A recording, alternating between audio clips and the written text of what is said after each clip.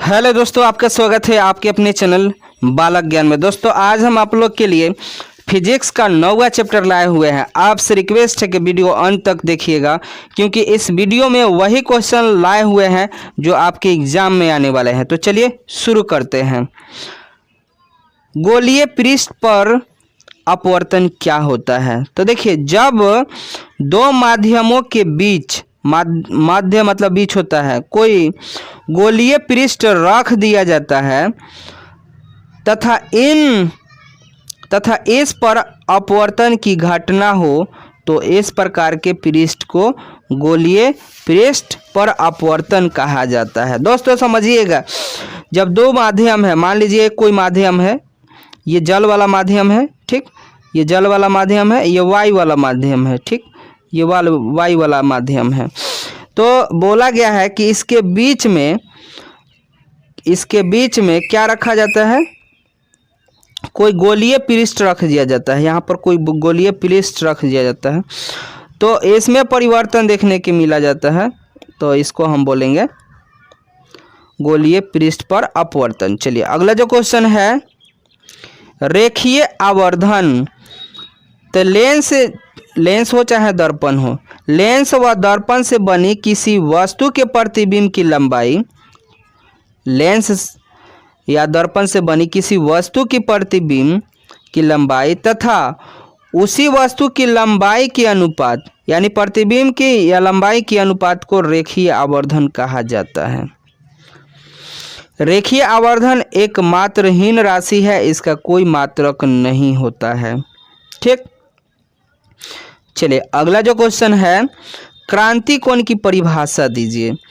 जब विरल माध्यम में बनी अपवर्तन कोण, विरल माध्यम में बनी अपवर्तन कोण का मान 90 डिग्री होता है और संघन माध्यम में बना अपवर्तन कोण, आपतन कोण को क्रांति कोण कहा जाता है। मान लीजिए कोई यहाँ से रेखा निकला, यहाँ से, तो यहाँ गया और यहाँ पर जाके यहाँ से 90 डिग्री बनाया, यहाँ थोड़ा सा मुड़ गया, यहाँ 90 डिग्री, यहाँ से मुड़ गया, तो ये तो हो गया यानी विरल माध्यम में 90 डिग्री का कोण बन जाएगा।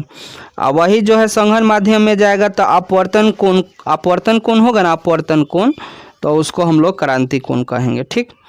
चलिए अगला जो क्वेश्चन है, पूर्ण आंतरिक परावर्तन किसको बोलते हैं? तो जब कोई प्रकाश की किरणें संघन माध्यम से विरल माध्यम में जाता है तथा आपतन कोण का मान क्रांति कोण मान से अधिक होता है, तब विरल माध्यम में प्रकाश की किरणें का अपवर्तन नहीं होता है, बल्कि संपूर्ण प्रकाश परिवर्तित होकर संघन माध्यम में वापस लौट जाता है। इस घटना को पूर्ण आंतरिक परावर्तन कहा जाता है, ठीक है। इसकी कुछ घटनाएं हैं, पहले शर्त देख लेते हैं।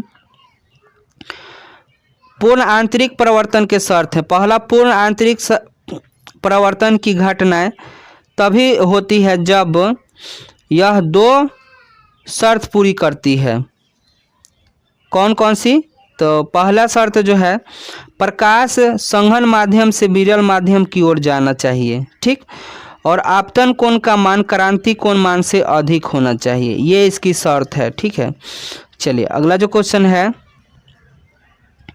प्रिज्म क्या होता है दोस्तों? तो एक ऐसा समांगी पारदर्शी माध्यम जो किसी कोण पर झुकी हो, दो समतल पृष्ठ से घिरा हो, प्रिज्म कहलाता है दोस्तों। या ये भी कह सकते हैं, तो देखिए प्रिज्म कहने का मतलब है ना कि ऐसा पारदर्शक जिसकी 3 सतहें आयताकार हो, 3 सतहें आयताकार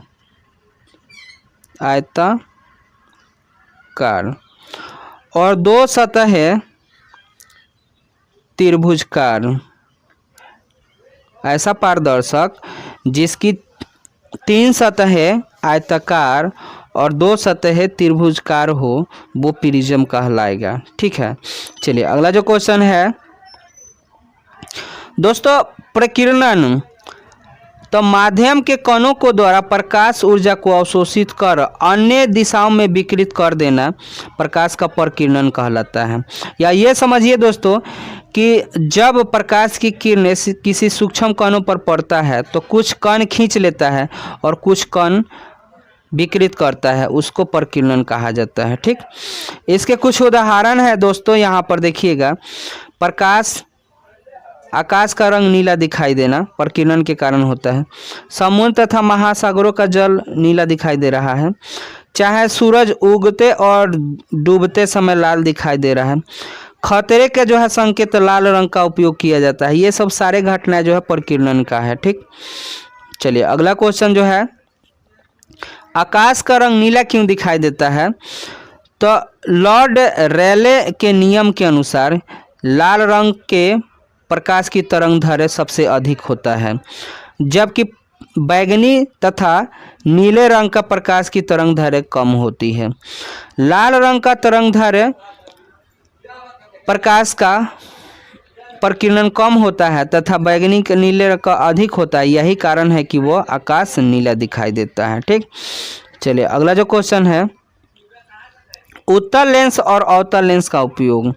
तो उत्तल लेंस वे लेंस जो बीच में मोटा होता है तथा किनारे पर दबा होता है, उसको हम लोग उत्तल लेंस कहते हैं। ठीक है, उत्तल लेंस प्रकाश की किरणों को एक बिंदु पर इकट्ठा करता है। उत्तल लेंस जो है प्रकाश की किरणों को एक बिंदु पर इकट्ठा करता है, इसलिए इसे अभिसारी लेंस भी कहा जाता है। ठीक है, अवतल लेंस दोस्तों वे लेंस जो बीच में दबा होता है, इस तरीक़ा से, ठीक, बीच में दबा होता है और किनारे पर उभरा होता है, इस प्रकार के लेंस को अवतल लेंस कहा जाता है। अवतल लेंस प्रकाश की किरणों को एकत्रित करने की बजाय वो अधिक फैलाता है। ये फैलाता है, वो किरणें जो है ना फैलाता है, इसलिए इसे अपसारी लेंस भी कहा जाता है। ठीक, चलिए अगला जो क्वेश्चन है दोस्तों, परावर्तक दूरदर्शी किसे कहा जाता है? तो इस प्रकाशिक यंत्र के द्वारा दूर स्थित वस्तु को प्रतिबिंब चमकीली देखने में किया जाता है। इसमें अभिदृश्यक लेंस के साथ स्थान पर बड़े द्वारक अवतल दर्पण का प्रयोग किया जाता है, जिससे वस्तु से आने वाले प्रकाश का अधिक से अधिक मात्रा इकट्ठा की जा सके। इसलिए इसे परावर्तक अथवा परावर्ती दूरदर्शी भी कहा जाता है।